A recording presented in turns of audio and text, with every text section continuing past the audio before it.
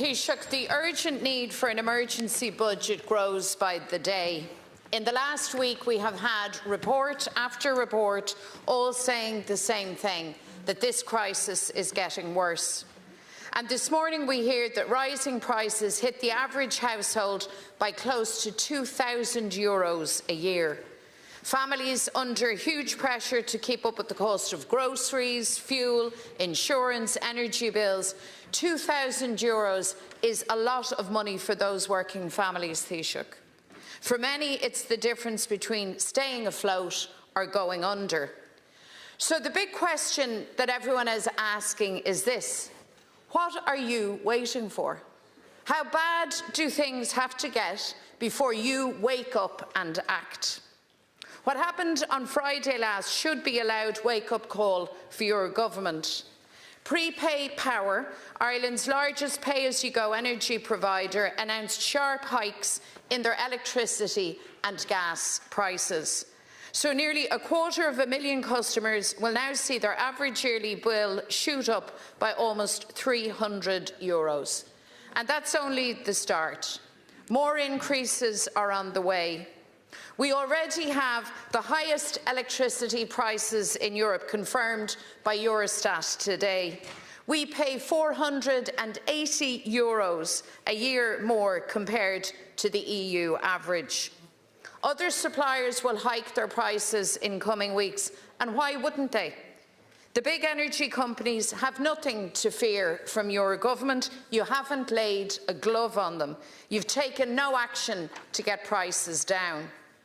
And your gutless, carte blanche approach, your refusal to rein in these companies, has left us with the highest electricity bills in Europe, bills that are landing now, that have pushed more than 300,000 households into arrears.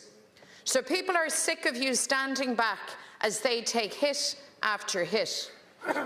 You won't take on the energy companies to get the prices down. You won't provide energy credits to help households with bills, and you push back against the immediate need for an emergency budget. We have a do-nothing government led by a do-nothing Taoiseach. And as prices go through the roof, you leave people in desperate situations: stress, worry, cutting back, going without, working hard, but still struggling for the basics. And you have the resources to act. The surplus provides room to help. But your message to the working people of Ireland is: struggle on, make do, wait for next year's budget as the bills pile up. This isn't just a bad political choice, Taoiseach. This is, in fact, a dereliction of your duty to the people who keep this country going. I just want to say at the outset, Deputy, that the government, from the budget onwards, have focused on investment in services and alleviating pressures on families, and will continue to do so.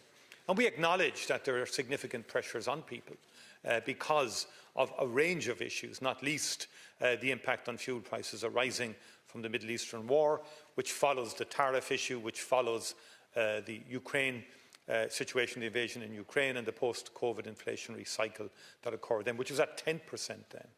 But one of the challenges here, Deputy, is how to respond properly, sensitively, in a targeted way that also maintains economic balance and proportion. What I mean by that is, if we were to take the Sinn Féin budgetary package that you put forward at the last budget, and if you were to add the €3 billion and more, we would be looking at inflation rates of about 5 or 6% in our economy.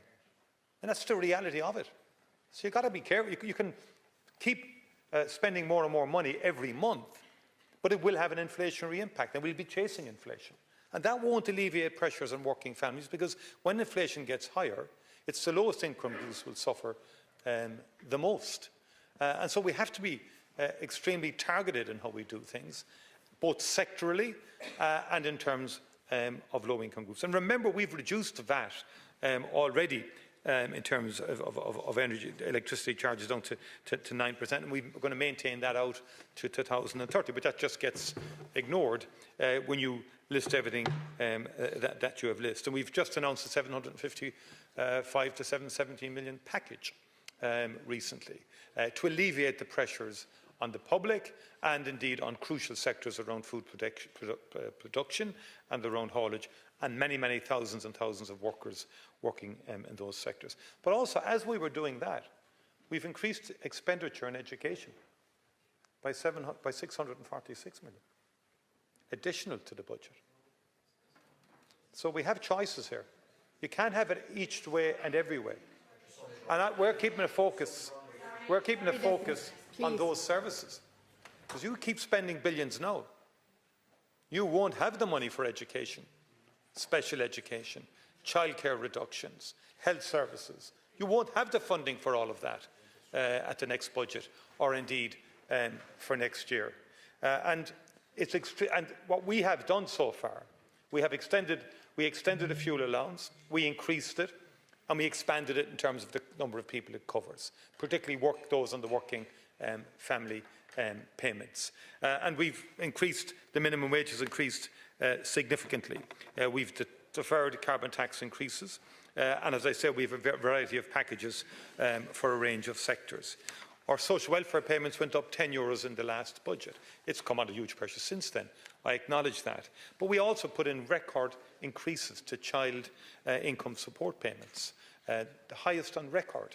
And that was a really significant targeted message. But the way you want it really is you want not to do that. You really want us to move away from that sort of targeting approach. And then we have, in the context of the October budget, we will have available to us other mechanisms, like tax and other measures that we can introduce that can benefit people, to get people over the winter period, which is going to be a crucial period for all. Start the clock again. You acknowledge on the one hand, Gwildini is Chowley Fuivru, that people are under pressure. You acknowledge the stress that people are living with day and daily. I'm sure you accept the figures and the facts presented to you of over 300,000 households in arrears, the fact that energy prices, gas and electricity have risen again, the fact that people here spend more than anyone else right across Europe already on their electricity costs. You acknowledge all of that. But then when the obvious question is made of you, what will you do to respond now? Not next October, not next January, now, in May, now, as these bills are landing, now, as families are under this level of pressure. You come up blank, and all you offer is spoof and distraction. Well, nobody's going to buy that, Taoiseach, because people have to live with the realities of the here and now. When will you intervene? You really are a do-not... Taoiseach to respond, please. Deputy, your time is up. Taoiseach will respond. Taoiseach will respond. Deputy. Taoiseach, your time is up. Please comply. No disrespect, Deputy, to you and your party, but you are the personification of spoof and bluster. Absolutely. If we had introduced the measures that you advocated from last October, we would be looking at inflation rates of close to 5%. And that's by any yardstick or by any formula. That is the reality. And we have already acted, and you know that. 750 million is not spoof, it's real funding that we've budgeted for and we've allocated in terms of the food production sector, in terms of farmers, in terms of contractors, and in terms of the haulage industry. And we've hundreds of thousands of people working in all of those sectors. That's not spoof. It might be spoof to you, because you're a Johnny-come-lately when it comes to the farming world.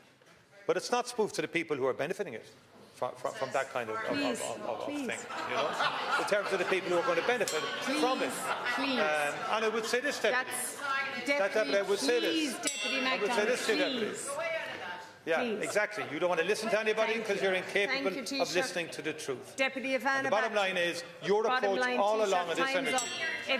Deputy Ivana Bacik. Thank you. Deputy Bacik's on her feet. Deputy